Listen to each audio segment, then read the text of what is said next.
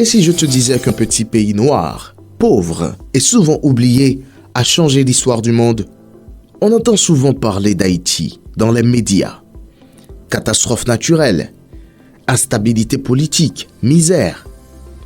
Mais ce qu'on oublie souvent de dire, c'est que Haïti est un miracle historique. Une anomalie, un coup de tonnerre dans un monde dominé par l'esclavage et la colonisation.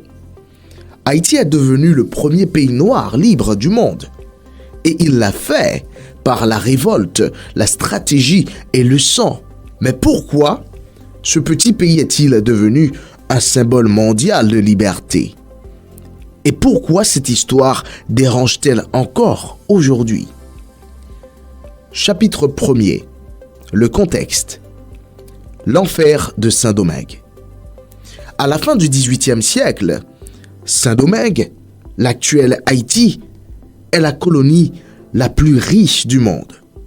Sucre, café, coton. Cette richesse repose sur un seul pilier, l'esclavage. Des centaines de milliers d'Africains déportés, une mortalité atroce, des punitions inhumaines, un système basé sur la terreur. Mais dans cette fournaise coloniale, quelque chose bouillonne. Des idées, des rumeurs, des résistances. Chapitre 2. La révolte qui change le monde. En 1791, une chose folle se produit. Des esclaves se soulèvent, ils brûlent des plantations, ils prennent les armes. C'est une guerre, une révolution. La seule révolution d'esclaves réussie de l'histoire de l'humanité. Des figures comme Boukman, Toussaint Louverture, Jean-Jacques Dessalines deviennent les architectes de cette liberté. En 1804, après plus de 12 ans de guerre, ils proclament l'indépendance d'Haïti et surtout, à partir d'aujourd'hui, aucun homme ne pourra plus jamais être esclave sur cette terre. Chapitre 3. Un message pour le monde. Ce qui s'est passé à Haïti n'est pas juste une victoire locale. C'est un message, un défi lancé aux puissances coloniales. Une gifle à ceux qui pensaient que les Noirs ne pouvaient pas se gouverner. Haïti devient un symbole mondial de liberté, d'égalité et de résistance. Les esclaves du sud des États-Unis en rêvent.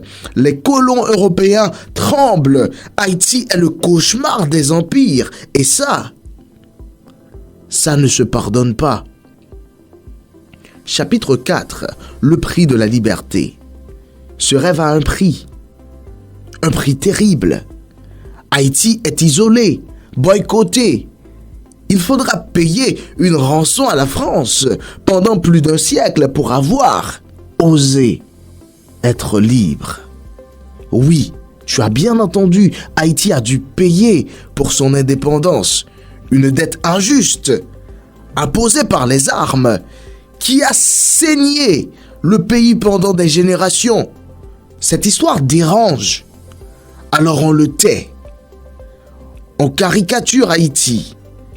On réduit sa grandeur à des problèmes actuels. Mais la mémoire ne meurt pas. Conclusion, un symbole toujours vivant. Haïti, c'est plus qu'un pays. C'est une mémoire de feu. Celle d'un peuple qui a dit non. Non à l'esclavage, non à la soumission. Haïti, c'est un rappel pour tous les opprimés du monde. Tu peux te libérer, même si tout le système est contre toi. Oui, tu peux te libérer, même si tout le système est contre toi. Voilà pourquoi Haïti est un symbole, pas juste pour les Haïtiens, mais pour l'humanité entière. Si cette histoire t'a parlé, partage-la, parce qu'elle ne figure pas toujours dans les manuels, et parce que la liberté, ça se transmet.